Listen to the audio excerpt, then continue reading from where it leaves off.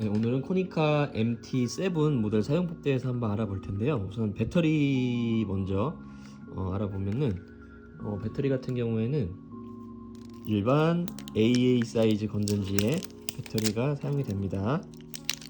네, 이렇게 장착을 해주시면 되고요. 다음으로는 필름 넣는 법부터 한번 알아볼 텐데, 제가 오늘 사용할 필름은 코닥 400 필름인데, 모든 필름에는 그 필름의 이름이랑 이렇게 뭐 감도라 그래서 100짜리, 200짜리, 400, 800짜리 뭐 이렇게 해서 감도가 크게 써 있어요. 그리고 찍을 수 있는 장수가 이렇게 써 있는데, 이 감도라는 거는 뭐 보통 100짜리, 요즘은 이제 필름 종류가 많이 줄어서 그렇지 없는데, 예전에는 막 25, 50짜리도 있었거든요.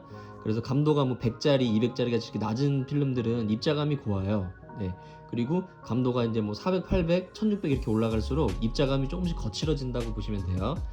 대신에 이제 감도가 높은 필름들은 만약에 실내에서 촬영을 한다든지 후레쉬 없이 그럴 때 이제 적은 양의 빛으로도 촬영이 더 용이하기 때문에 고감도 필름을 써주는 이유가 있거든요. 그런 필름의 특성, 감도의 특성에 대해서 알고 계시면은 필름을 고르시는데 많은 도움이 된다고 할 수 있겠죠. 그래서 이쪽에 옆에 레버를 아래쪽으로 내려주시고요. 네, 필름을 꽂아주시고요. 쭉 잡아당겨서 한 요정도, 네, 저는 요정도 이렇게 빼주도록 하겠습니다. 네, 요정도. 네, 이렇게 해서 지금 전원은 꺼져 있거든요. 이 상태에서 뚜껑 한번 닫아 볼게요. 전원을 이렇게 켜주고요. 여기 전원 버튼이거든요. 전원을 켜주고 그 다음으로 해주셔야 될 게, 여기에 보면 이게 뭐냐면 감도를 맞춰주는 거예요. 저는 감도가 400이었잖아요. 그러면 이 밑에 레버를 돌려서 100, 여기 감도가 100부터 400까지 지원하거든요. 그래서 저는 400이었기 때문에 감도를 400에 맞춰줄게요. 이 레버로 움직이시면 감도를 맞추실 수가 있어요. 그래서 자신의 필름의 감도를 반드시 세팅을 해주셔야지 그 필름에 맞는 노출값을 카메라가 결정해서 정확한 사진을 나오게 해주거든요. 이 감도 값을 제대로 설정하지 않으시면 나중에 어둡거나 밝은 사진이 나올 수 있어요. 그렇기 때문에 필름 장착하시고 반드시 이 감도를 맞춰주시고요. 그 다음에 여기 지금 필름 카운터가 S로 되어 있잖아요. 이거 한번 눌러볼게요.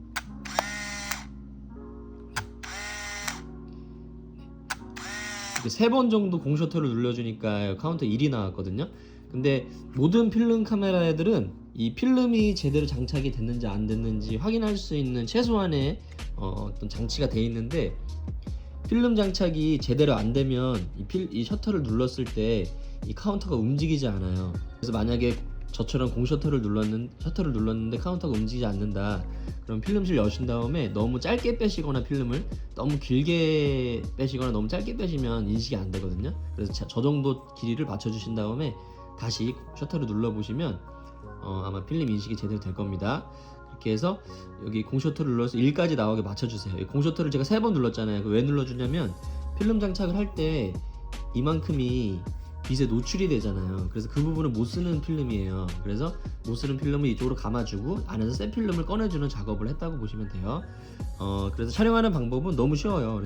이게 그 사물과의 거리가 너무 가까운 거는 초점이 안 맞고요. 이게 한 1m에서 1.2m 정도 최소 초점 거리 정도가 되거든요. 그래서 사물과의 거리 그 정도 띄워주시고 그냥 셔터만 눌러주시면 됩니다.